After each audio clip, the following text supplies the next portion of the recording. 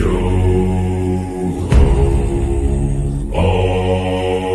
hands hoist the colors high.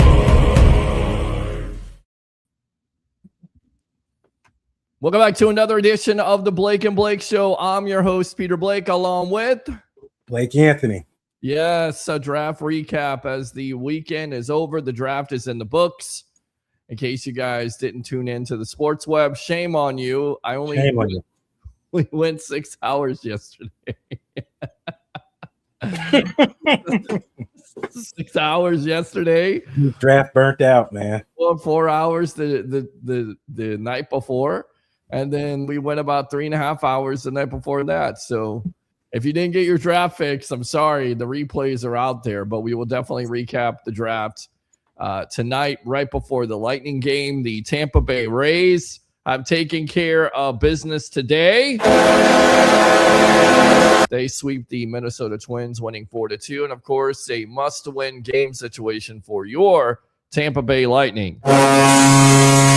As they're down 2-1, they lose to the Canadians in overtime. So plenty to talk about. Open phone lines. The numbers up there, I believe.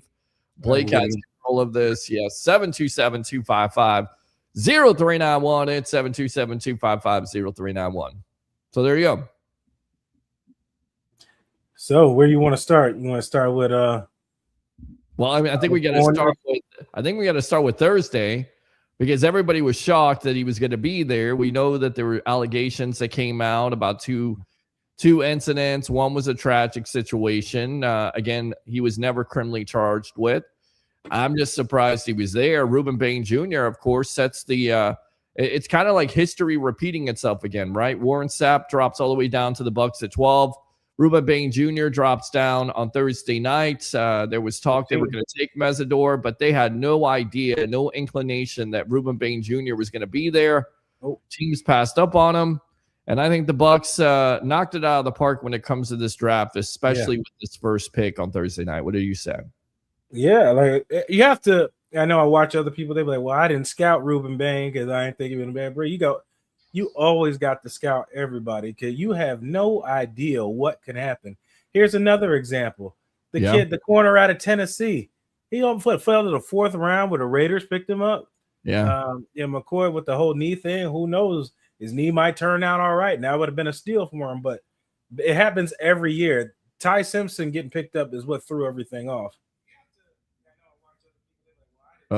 My bad. I've got you. You're good, man. Yeah, I'm just sharing it right now, so you continue. I'll keep going. It was and then the other one was Love going to 3 to Arizona. That 3 to Arizona, and then Carnell Tate going to the Titans at 4. Was at 4. Yeah, those were the things that tossed everything up because nobody expected them to go there. They expected the Browns to pick up Tate. You know, it was just a mixture of everything. Like, I'm sure a lot of people's mock drafts were all screwed up, but that's just what happens. Some people may feel one way coming to the draft, and the day of the draft, they got a different feeling and decide to go somewhere else. Yeah, it happens. Well, it happens, and it's a good thing for the Bucs because the Bucs definitely needed something along those lines because, as we talked about, they had to get better when it came to rushing the passer, and that's exactly what I feel like they've been able to do at this point with just getting one player, because Bain Jr. can do it all. He can rush from the inside. He can rush from the outside at this point. He's got great bend, and he's going to make those players around him better, especially Yaya Diaby, Vita Vea.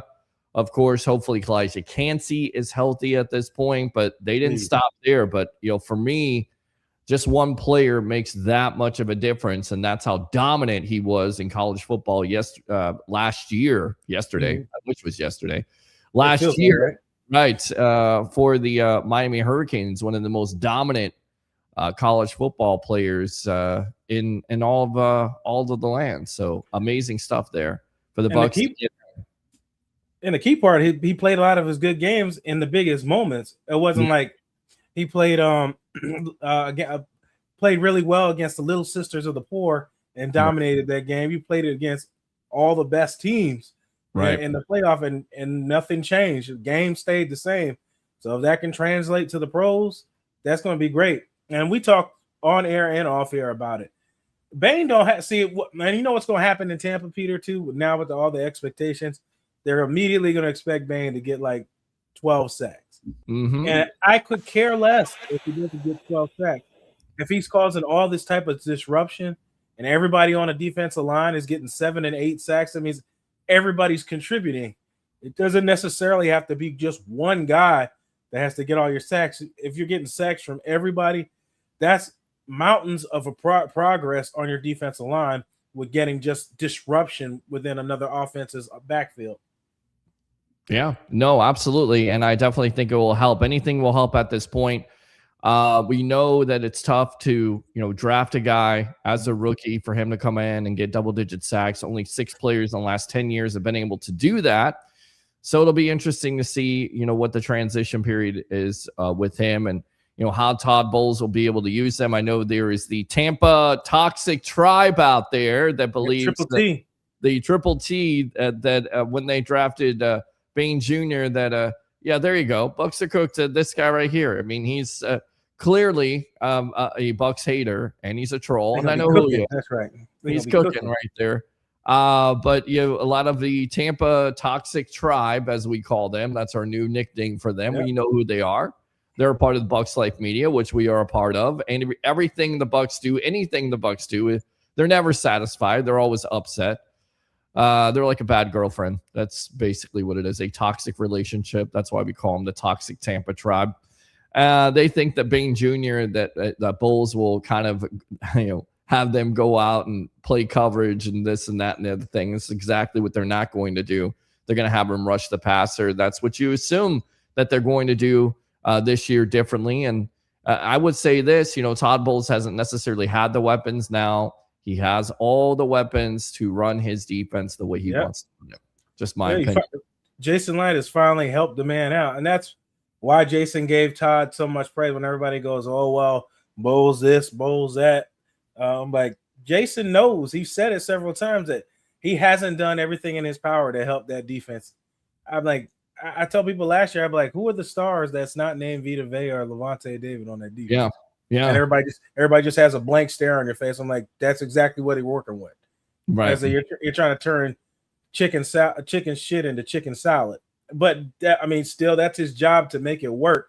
But at some point, and it was last year, that rubber is going to meet the road. It's just like you've got to upgrade at some of these spots. You can only get so much potential and stuff out of people where they reach their limits, and they reached their limits, whether it was age, whether it was just being a scrub, whatever it was. But some things needed to change. Right. And you got a fan right now, Oscar, saying, with how good the draft was, would it be justified to say we should go deeper in the playoffs than before? If not, should they fire the GM and head coach? Just a question, not hating on anyone. That's a good question. It's a good question. I think it definitely will be considered. I think Todd Bowles is definitely is on the hot seat, whether it's fair or not. I would just point this out there. They definitely have an opportunity to win the NFC South. They can definitely come back. I think a lot of fans considering it, that the season's already over at this point before it even started because you lose Mike Evans and Levante David is unfair. We'll see how it all plays out, but I definitely think that's a question that a lot of Bucs fans will have. How deep do they have to go for him to save his job? I think they have to have improvement. You can't go 2-7 in the second half of the year and expect to keep your job. If you do that again, if you have a midseason swoon where you're losing games, and I definitely think that question is a valid one, but as far as what they did in the draft, they've definitely set themselves up not only for this year, but for the future. And going into the second round here, and we kind of talked about a controversial pick because you were on the sports web at the time. Josiah Trotter, everybody wanted Jacob Rodriguez. Didn't necessarily happen because the Dolphins broke a lot of Bucs fans' hearts with not only Jacob Rodriguez, but Kyle Lewis, another linebacker. Yeah, 2 linebackers they drafted. So they go with Josiah Trotter at this point. People said CJ Allen was better. I don't know where they got their draft credentials. People get so caught up just watching the highlights. They're like, oh, yeah, that's the guy. But like, they're highlights. That's why they're called highlights. What is he doing all the rest of those highlights? Right. Right. I don't know what kind of plays he made because I didn't watch a lot of Georgia football, and I don't know if he made a big-time difference for Georgia football, but I do trust Jason Lyon, and I do trust that organization to know that they do all this scouting. They're not just looking for names. They're meeting with players. Is he great in coverage? No, he's not necessarily great in coverage. I think that's a big time key coming in. Can he get better in coverage? I think J.C. Allen said it best. He's athletic to get better in coverage. He's got to be coached up, and he'll get that coaching from a Mike Caldwell and the coaches on this staff. And if they don't, then of course he won't develop like they want him to. But definitely great tackler, will hit you, has an attitude. I think that's what a lot of Bucs fans noticed with, drafting these players is the fact of, they have an edge to them. They have a mentality. They have an attitude. It was always said that, the Bucs are looking to draft this guy and this guy because he's got a good attitude, and not saying you don't have to have a good attitude. I mean, good character, stuff like that. Right. These players seem like they have an edge. They have a chip on their shoulder. There's something good about that. It's refreshing. Get players that come in here with the chip on their shoulder. Get players in here that are physical, want to have that physicality, want to have that aggression. Get this defense back to what they were in 2020. Get this defense back to what they were in the old days. And the only way you do that is not only get talent, but also get that attitude that fits what you want to portray right now. And it certainly seems like the Bucs want to have those players with an edge. So we'll see how that works. But Trotter at second round, what did you think of that pick? It was to fit. Like he's a guy that goes for that scheme. That's the kind of guy that they want. They want a run fit defender that's going to be in their gap. Mm-hmm. If you watch a lot of the podcasts with Levante David and Gerald McCoy, they didn't say names, but they said there was a lot of people getting blown out of their gaps and missing gaps last year. So you're looking for guys that's going to have to fight for jobs and spots because of those big runs they were giving up. So they definitely addressing if Josiah can do that. That puts a little bit more perspective of where he's at. So I looked at NFL Draft Buzz where they had Josiah. So everybody's like, oh, he could have got him in third, fourth round. Not necessarily. So they had all the linebackers rated: Bailey, Reese, Styles, Allen, Hill, Rodriguez, Gabe Jacques. They still have him as a linebacker, but he's plus an edge rusher. And then it was Trotter at 8. Mm-hmm. And at the time, only people you had on the board was Allen, Hill, and of course Trotter. So it's not like they picked the bottom of the tier guy. They had Josiah rated at an 85.0 and Rodriguez was only at 85.2, so they weren't that far off as far as the way the grades are. So it's really at this point, as far as fans, it's who you just like, because I'm sure a lot of you guys didn't watch a whole lot of Texas Tech. I'm sure a whole lot of you guys didn't watch Anthony Hill Jr. in Texas. You were probably watching Texas to watch the Manning boy. Well, you weren't paying attention to Hill, but same thing with Trotter. I mean. Yeah. But as long as he fits the system, I mean, that's all that we can ask for. If they're going to ask him to drop back in coverage, they can drop him back in coverage. I mean, we'll just see. But we know Bowles will probably get back to blitzing this year. He took a huge step back last year. They were not blitzing like they used to. You did not see Antoine Winfield coming off the edge like you did. Tyke Smith, you didn't see a lot of that last year. They took a big step back last year as far as not blitzing. Well, and then Mike Beal had this to say, who is the vice president of player personnel when it comes to Trotter. He said he's kind of an old school Mike backer with the toughness and physicality of it, but at the same time, he still has enough athletic ability and range to play in today's game. You don't see his type of physicality in college that much anymore because it's too much of a sideline to sideline game. Right. A lot of lateral action, but he's got that in him. Pair him with Rueben Bain, who we took last night, and we got a lot more tough and physical on defense. He's probably a better run player right now, but he has the instincts to cover. He has enough athletic ability to cover in man. We're comfortable with that. He could be a 3-down player for us. So don't tell them.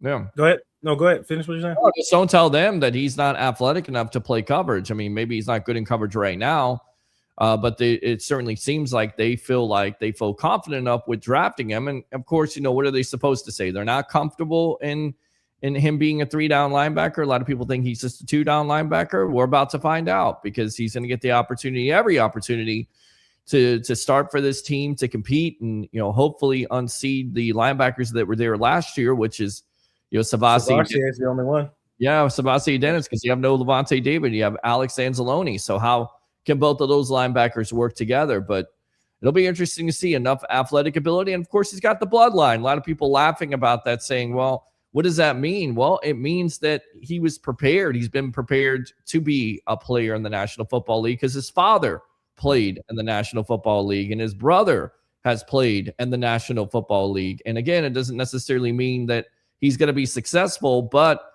he has somewhat of a little bit of advantage there with a father that knows the ins and outs of and what to do to get ready to be a professional football player. Just saying.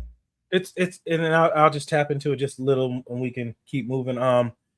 What that means, what you guys like, a lot of these kids, like Peter knows, I coach at these high schools and I coach defensive line. And a lot of these kids don't have fathers or don't have people that can teach them and put them in the right direction. So what my main focus is with those kids is I teach them how to be a professional and how to look at things, at tape, signs, stuff to look for. Imagine yourself in this situation. What do you don't do in this situation? What you will do in this situation. So you can kind of get a picture in your brain for when you see it, when it happens in front of you. And to bring that up because that's what a ex-pro father, ex-NFL coach, whoever that has ins to something like that, those are the nuances that you teach them. At the end of the day, yeah, they have to go out on the field and perform, but that's why you see analysts and stuff say, wow, this kid's got great instincts. He's reading route combinations. He's doing that. Those are the things that I'm telling you that I'm trying to teach these kids and what these parents are teaching these kids. That's the stuff that makes you better is you have to be one step ahead. You can read and react all the time, but your athleticism will only get you so far. How many athletes have you seen coming to the pros, Peter? They look like Tarzan and they play like Jane when they get to the NFL because they look like a man in college. And then once they get with other men, they kind of get weeded out because that athletic ability isn't everything because everybody's athletic at this level at this point. Yeah, I mean, that's what Booker McFarland told me when I asked him, why is it so tough for young pass rushers to transition over? It's because you're facing guys like Trent Williams, who doesn't seem like he's ever going to come out of the league. He's 38, 39 years old. He's still at the top of his game. Tristan Morris, 26, 25 years old. When you're facing a 20 to 21-year-old kid, of course, you're going to have that advantage. So that's where the rubber meets the road, right? That's where the player has to develop. That's on coaching, getting him ready, but also having the player, be reminded that some of the things that were working in college are not necessarily going to work over in this pro level because they are just as fast as you or faster and much more experienced than you. So that's where the toughest transition, and I keep on saying that transition takes place for that player to come from college football to NFL football. So we'll see how these rookies work out. I think, it's they hope, and this is the reason why they got veterans in the first place in the AQ Muhammad and the A. Sean Robinson and the Nacho, and they have veterans already on this defense. Because you're not asking Rueben Bain Jr. to come in here and be a double-digit sacker. You're putting that pressure on him, but he wants to do that. That he wants to be productive and come in here right away and make a difference. So, but if he doesn't, you do have a AQ Muhammad who had 11.5 sacks. You do have a Yaya Diaby. You have a Kalijah Kancey, of course, who has to stay healthy. So what do we got from these comments here? I've been going through them. I mean, you've been pretty much talking about it like this one here. It says, what do we think about the undrafted guys? We'll get into the undrafted. We just want to go through the top picks so far. Yeah, I've been looking at some of them. I mean, the quarterback they got is very raw.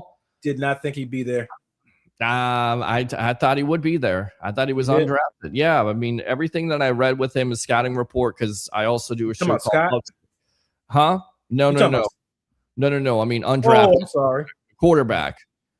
Oh, what are we talking about? Undrafted guys? Yeah, Jalen Daniels. Yeah. Oh, okay. We talking about Yeah. Jalen. They brought him in for a visit, so they had their eyes on him for a while. Sure.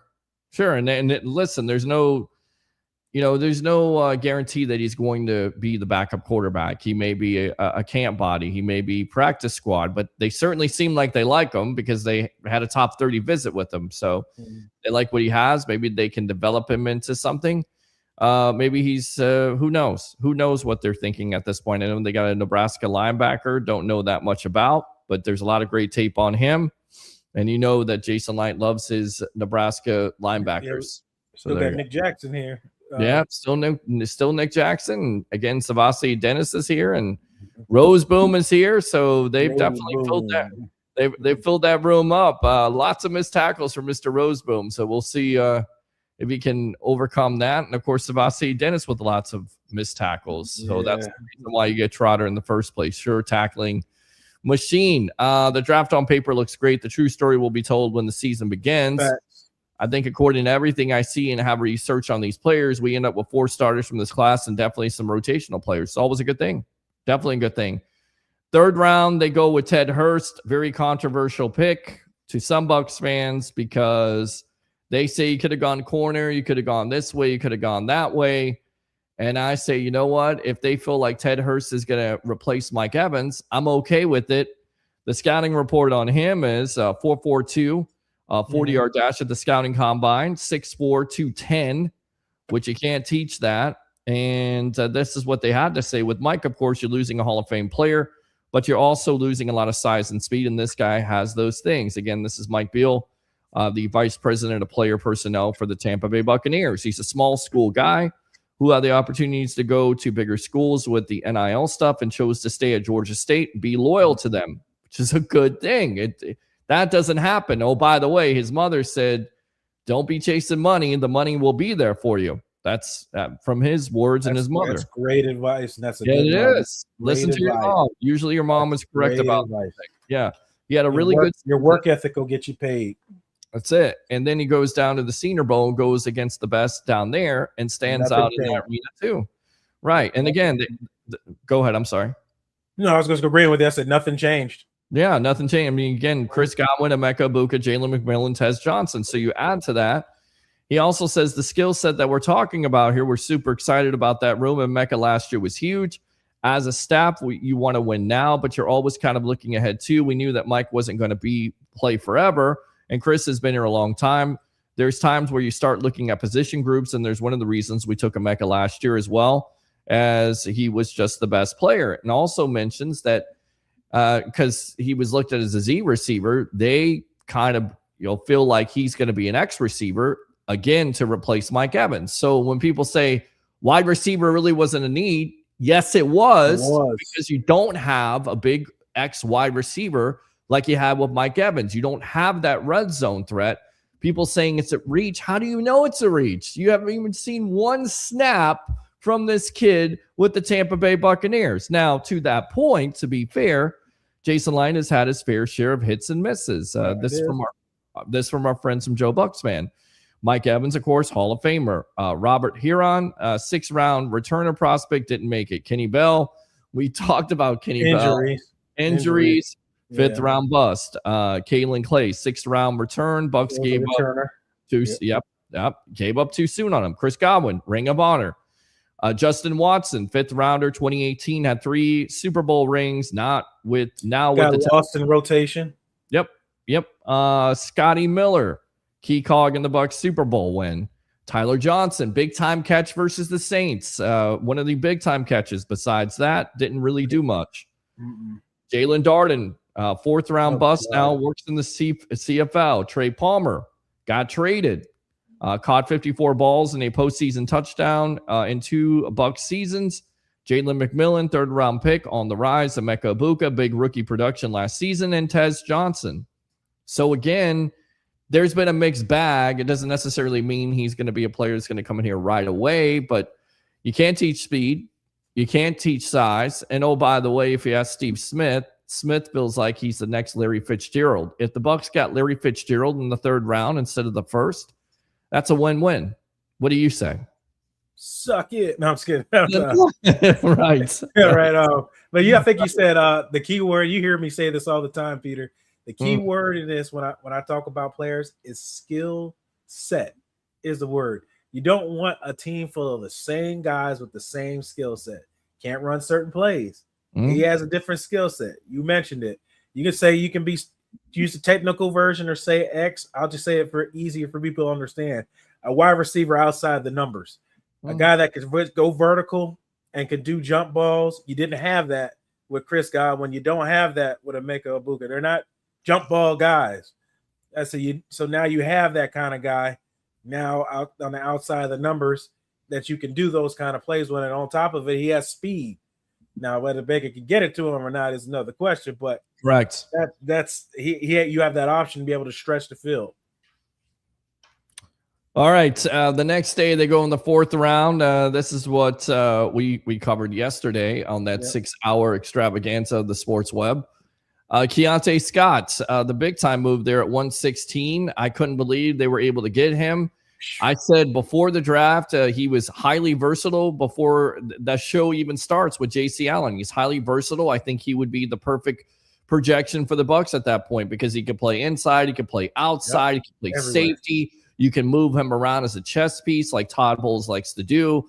He's a ball hawk. He's come from the Miami Hurricanes. He was one of the main reasons why that program turned around in the first place. So he would be a perfect selection. And sure enough, they get him, Keionte Scott. I mean, how much did you like that move there with him in the 4th round? What a value pick. And again, the versatility for me works. And you see everything that he was able to do for that Hurricane defense. He's one of the big reasons why that Hurricane defense, that Hurricane program had a major turnaround in 2025. Mm-hmm. Yeah, again, skill set. You have a guy that can play multiple positions on defense. You're going to need it at some point. Somebody's going to go down banged up. Somebody's going to have to step out. You got to be able to step in. I mean, another guy's that stepped in and played everywhere just like that was Izzian, an undrafted player out of Rutgers. You've gotten max effort and usage out of him as he's played safety, nickel, outside. You've used him everywhere. Keionte Scott is the same type of player. And the first thing Bo said to him on the phone, this defense is tailor-made for you. All you got to do is show up and play. Yeah. So he already knows what he's getting himself into. And all you do now is just get the verbiage and all that stuff down. All right. Now, here's the numbers. 4.33. We definitely got him as an undrafted free agent. Scott was super key. But what they say is ran a blistering 4.33 second 40-yard dash in Miami's pro day. Check out these numbers. 64 tackles, 5 sacks, 13 tackles for loss, 2 interceptions, both returned for touchdowns, 5 passes defense, 2 forced fumbles, 2 fumble recoveries, and a partridge in a pear tree. Nothing this guy could not do for this Tampa Bay Buccaneer team and for that Miami Hurricane defense. Hybrid nickel position for Miami. What the Bucs say is that's kind of the beauty of him as a player, that we see him being able to fill multiple roles, whenever and wherever we need him. You can look at our draft picks over the last 4 or 5 years, especially at the defensive back position, and we've done a lot that our versatility is a big key to those guys. They say nickel is probably his first position and the best position. We see him being able to potentially play safety or even outside corner if that's where he fits best. A lot of people look at this move and say, you dropped the ball, you could have had somebody else. You could have had Jamal McCoy. You couldn't have Jamal McCoy. You could have had him earlier, but there was a knee injury there. Knee injury, red flag. I think you get the perfect person here, and they haven't ruled out the fact that he could be one of your starting corners day one. I think Jacob Parrish definitely is the best corner on this team right now. I think Zion McCollum took a step back, but Parrish is good in the slot. He's good at nickel. So they're gonna have some versatility here. They're gonna have some things that they can work on, and it's a good problem to have because you lose Jamel Dean, and of course you had to fill that, and you may have been able to fill that with Scott possibly playing outside, possibly playing nickel, and this is the versatility of it, what Todd Bowles can do. I love this move all around. He's a playmaker. He's ready to play. Feels like, again, he has a chip on his shoulder, should have been drafted higher than what he was, and now, Blake, he has the opportunity to show that he should have gone higher in the draft. Absolutely. And it's a good room. He gets to be in a lot of younger guys. And then you got Zion. He's the, I guess he'll be leader of the cornerbacks. But, of course, leader of the secondary will be Winfield, being that he's the oldest veteran there in that secondary. So, and it also means that they're comfortable with J.J. Roberts coming off an injury. Yes. And then Izzian being able to play safety as well. As you notice, they didn't touch safety in the draft, so that means they're comfortable there, and they really wanted to work on their defensive backs and having versatile players that can have different skill sets to play different spots on that defense. So I'm looking forward to seeing that. It's a full room, pretty much, wide receiver and defensive back. It's a good problem to have that you have bodies there, and if something happens, you have options. Yes, you do. Yes, you do. And then they go in the 5th round. They make a trade with Green Bay, so they acquire 2 5th-round picks. They pick 155 and pick 160. And what do they do after that, Blake? Why you say it like that? What did they do after that, Blake? What did they do? Right. What did you think about what the tight end? Yes. Well, they went tight end in the 6th round because they traded up 10 spots. So they traded their 195 and 229, but they got DeMonte Capehart, who was defensive tackle out of Clemson. That's right. Yes. And then they got the offensive tackle, Billy Schraith. I believe that's how you pronounce his anybody name. out of Notre Dame. I like offensive Notre Dame guard. Right. I love Notre Dame Who lineman. once again is what? Versatile. He can play Versatile. multiple positions. Left guard, right guard, possibly center. He can come in as a depth piece. People go, whoa, that's not a big deal. Why would you do that for? Because you had injuries to your offensive line last year. You had to reshuffle your offensive line. You got to do something. Yeah. Joe seems like he's happy. So he does, definitely. I wish everybody had that. I wish everybody had that kind of attitude. That happy. I loving it, Joe. Yeah, there you go. Scott was a steal. Dude is all over the field. Always has eyes on the ball. He's everything we need and have been missing in the backfield. He's got the skill, speed. Dude will be a leader on this team. Great pick. Agree. 4th round value. I mean, that's a good move. Zach says, are you guys aware of Donovan Smith's retirement? Don't know if it's true or not. Yes, it is true. He is retired because the Buccaneers have confirmed it. But to go back to DeMonte Capehart from Clemson. Oh, yeah. Remember I told you about earlier, you need to close the pocket.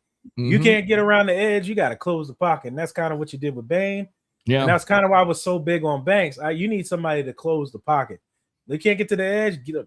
Close the damn pocket where there ain't nowhere to throw, because like when we play people like Penix and all that, who's not going to run, if he has no pocket, eyes come down. Now he's looking to get out of there, and then these guys start piling up sacks. So that's what his big 6'7", 6'5", 325-pound frame. He's 6'5", 313. Yeah. Yep. Close his pockets. That's what he's there for.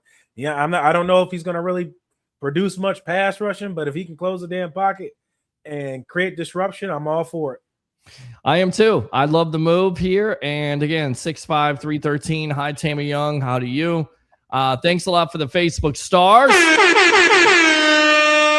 Facebook stars are open right there. YouTube super chats on my channel as we're going live from there. So we appreciate it. Rob DePrez says our depth is so much better than last year or this year compared to last year. Agree with that. This was definitely, I feel, a superior draft class from the Bucs franchise. Scott was super key for our secondary. Go Bucs. Absolutely. Go Bucs. Let's see. Bree's son, happy with the Bucs draft and the undrafted picks.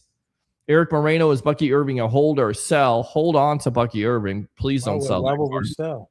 Why are we selling? Why are we trying to sell the card? He's part of the whole scheme of the offense. That's why they got 2 backs with the same I think skill. he's talking about rookie cards. He's talking about selling. Oh, okay. Yeah, hold on to him. Jeff Moore says A+ draft. Let's see. Peter and Blake got a great undrafted free agent coverage linebacker from Nebraska, Javen Wright. Check out his film. And then Sheldon says huge pickup steal in the first round of the 15th pick. Yeah, I agree. Going back to what Mr. Capehart may provide for this Bucs defense, they've kind of already told you, according to Mike Beal, to put into terms that Bucs fans might understand. He's Will Golston. Whoa. Yeah, Will Golston. He's that kind of the guy played pretty well for the Bucs. Got better with time. He's that kind of big, long player who can set the edge against the run and plays with a mean demeanor that we covet. Now, he says he doesn't have eye-popping production numbers, but when he tested, he was 313 pounds and ran a 4.8. He's got some – that's pretty good. For 313 pounds, a 4.8, 40, that's pretty good. Again, he's got some impressive athletic traits. Some of the low statistical production is the scheme that they play at Clemson. They weren't asking him to get up the field a lot, but we think he's got the ability to set the edge and be a run stuffer. And we also think he has a little upside as a pass rusher, too, with his athletic ability. He finished off with his numbers in 57 games at Clemson, 3 sacks, 13.5 sacks for loss, 72 tackles. But the Bucs see him with more potential. They also say to get somebody that big and that athletic in the 5th round, a player we think can come in and contribute right away, that was pretty exciting. Remember, they got Elijah Roberts last year, who was in the 5th round, also 4th or 5th round from him.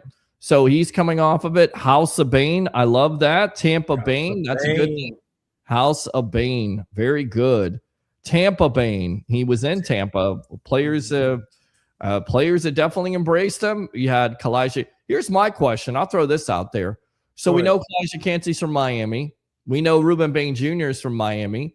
We know that they've been talking to Lavonte David. Is there any case, I know they drafted Trotter, but is there any case they can convince Lavonte David to come out of retirement, seeing as what the Bucs have done in this offseason so far? Do you think he can get Lavonte David out of retirement? I know he wants to be a father, but he's got to look at this right now and say, maybe this team got better. Maybe we can get another run.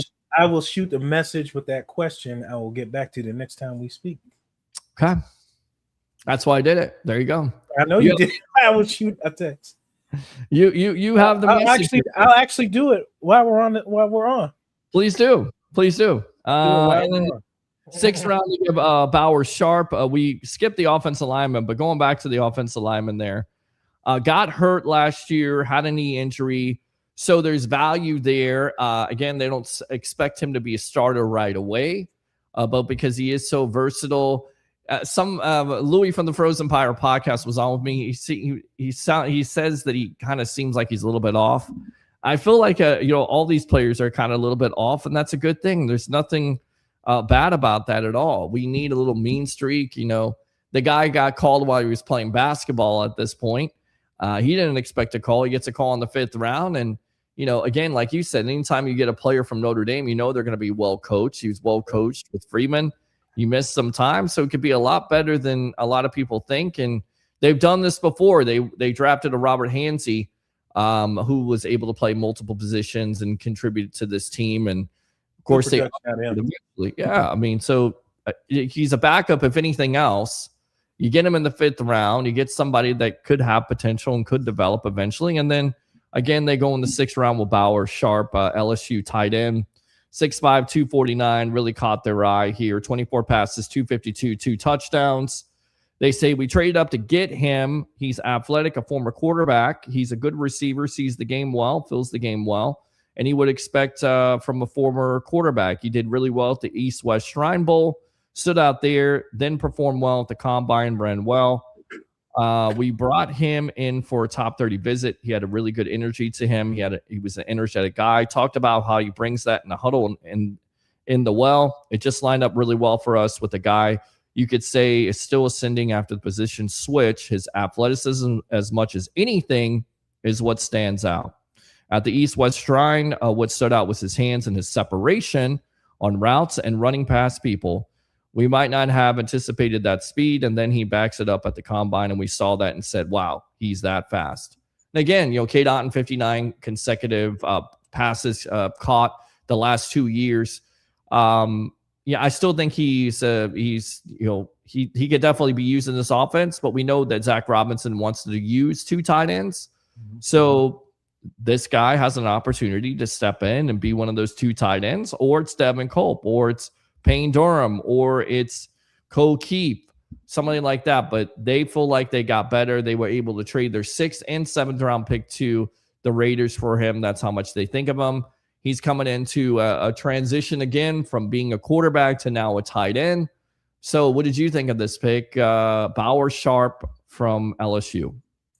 I told you the whole draft when we kept talking, what's the word I kept using that for a tight end? We got to get athletic was the word. Mm-hmm. To fit the offense, you need an athletic, not just a big bodied guy. You need an athletic tight end to make it work. So if he's a former quarterback and he's athletic, then yeah, he'll work in this offense with these. Because what you're going to see in this McVay-esque offense, you're going to see a lot of bunch formations. You're going to see a lot of rub routes. You're going to see a lot of ways to free. Basically, like think of football version of the Golden State Warriors. Pick routes, freeing up the shooter, which will be the wide open receiver, to make plays or put themselves in one-on-one winning situations. That's what you're going to see out of this offense. Yeah. I don't mind it. And I think this offense has an opportunity to really get better than they were last year. Anything is better than Josh Grizzard and his offense, where again you're practicing. I got a response, by the way. Oh yeah, and that was no. Okay. Well, I had to throw it out there. I had to definitely throw it out there. It could change. Who knows? I mean, you look at it. You got Elijah Keionte there. You got Rueben Bain Jr. I mean, it makes his job easier. I know he's got to get up and train, but once again, he wants to focus on being a father. But I'm looking at this team right now from when he retired to now, from what they added in the draft and what they have on the field. There's been some improvements. I'm just wondering if Levante wants to be a part of it. That's all. I said, I don't know how severe his knee pain was, if he got surgery or whatever to it, because I know his knee was bothering him. Right. But I don't know. Things could change mid-season. You have injuries or something you might need. Like, stuff could change. Situations change all the time. Look at Brandon Graham retired, sat in the box on the TV for a while. Yep. And he said he got the itch. Like, you got the itch, man. You want to come back. And also, I'm going to tell you, any veteran, you don't want to do that two-a-day shit. You don't want to do none of that camp shit. You don't want to do none of that. That's why you see a lot of guys that come back after that. They don't want to do that crap. All right. Let's continue to read some of these comments, and then we will get out of here because they got the Lightning game coming on in 15 minutes. It's right. We got to watch that game. Rob DePrez, Thompson, JPP should stay home. He wasn't a factor when he came back last year. Was desperation. Well, listen, I think he also brought some leadership. He tried. I mean, he brought some leadership, to that locker room. Did he? They needed it. They needed something in that locker room last year. That's why they got him. That's why they didn't bring back the majority of the players that finished off 8 and 9. You notice they didn't bring back any of those players. That and it's a lot of like. I'll try to say it in the easiest way for people to understand. Mm-hmm. Like when people they got, like you said it just there, they didn't bring back a lot of those players, and why you got rid of a lot of the assistant coaches. Mm-hmm. If you have never coached or have you ever been a part of coaching or watch your kids or practice or stuff like that, it's your assistant coaches have a lot more to do with these players than you think they do. Everybody thinks that the head coach, the offensive coordinator, and the defensive coordinator, they are the only guys that touch your players. That is totally inaccurate. It is so far wrong that it could be. That's why they give praise to these position coaches. The position coaches spend majority of the time implementing what you want them to do, working on the craft, and then when they go over to team, the defensive coordinator incorporates what scheme they're going to be running this week, what they're going to do, who they're going to focus on. It's the same thing with the offense.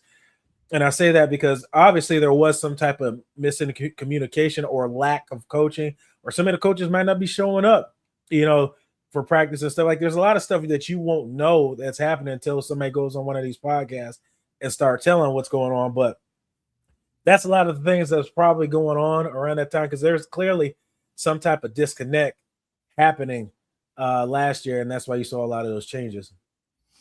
Yeah, I think there was some disconnect, and again, they've gotten younger and they've gotten better at those positions. And now, for me, I think it's an A+ draft. I think they've done everything they had to do to fill those needs, get better at those positions, and you bring in players like Bain Jr. and again Keionte Scott. I mean, I think I think just from those two moves alone.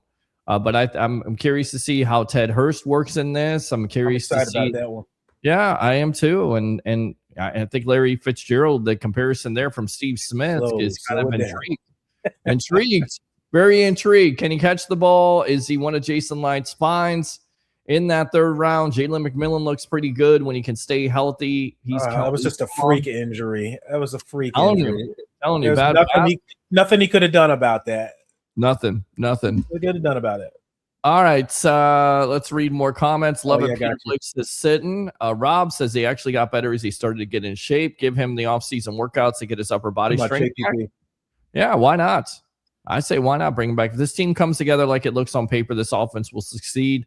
We're putting 17 to 20 on the board weekly. This defense should lock down and bring home the wins. We will be in the mix for a championship this year. Support our team. Go Bucs. I agree. I think the offense could put up more points than that. And they're not going to win a lot of games if they only put up 17 to 20. I get what you're trying to say. I get what you're trying to say, but they got to put up more than 17 to 20. Oh, they even struggled to put up 17 or 20 points last year. Yeah. And that was because of Baker Mayfield in the second half of the year, whether it was injuries, which we know it was because Levante David validated that. And also Ray Charles could see that.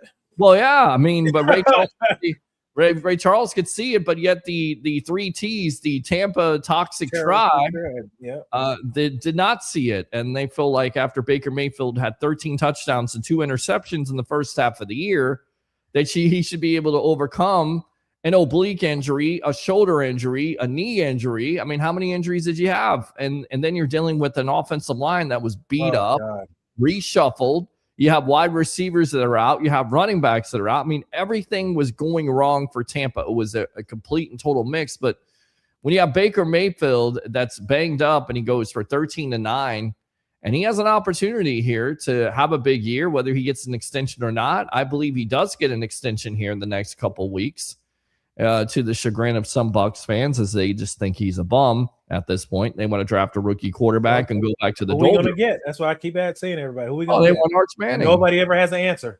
Arch Manning. That's what they want. Okay. Arch Manning. Is he going to I had somebody tell me they want Kyler Murray and try to say, well, the reason why I don't like Baker Mayfield is because he's short. And what do you want Kyler Murray for? And that's when I exit the conversation. Exactly. I just exit the conversation. I want Josh Allen. Josh Allen has 10 postseason interceptions or 10 postseason turnovers. There you go, Joe. I like that one. 21 to 30 weekly. All depends on Mayfield. Depends on these receivers stepping up, especially Emeka Egbuka. Chris Godwin will have the opportunity, 2 years removed from an injury. We know that Todd Bowles was excited about getting him back to full strength. We know that Chris can do it. We've done it before. He's been one of the top receivers before. So work ethic, man. There's all kinds of positives about this team. Everybody wants to sit there and talk about Mike Evans leaving, Levante David retiring. I get it. It's going to happen one day. It was going to happen. Of course. It's nothing can last forever. And maybe Tom Brady, even Tom Brady retired eventually. So it's just a lot of people, that's when they started liking probably the Bucs, and then your guys leave it. That's the sucky part of any sports, college football. You can only get them for so many years. NFL, and then the whole regime leaves. Now you got to look at who's the new guys now. It's just it's their turn. It's Tampa's turn now. Yeah. Turn that page. It's their turn. How healthy is Chris? From Todd Bowles' mouth to everybody else's ears, seems like he's pretty healthy and is excited about it and was talking about this about a month and a half ago, how he was excited to get Chris back. And Chris has to step up, be one of those receivers that can step up. We seen him, a couple years ago, have 97 receptions before that dirty hit by the Saints. Man. That ends the season. Guys, great show. Baker stays healthy. Bucs will be fine. Yeah, I agree. Baker has to stay healthy. They have to get back to that running game too. And that's the reason why you bring in Zach Robinson. He cannot take stupid hits. I love it.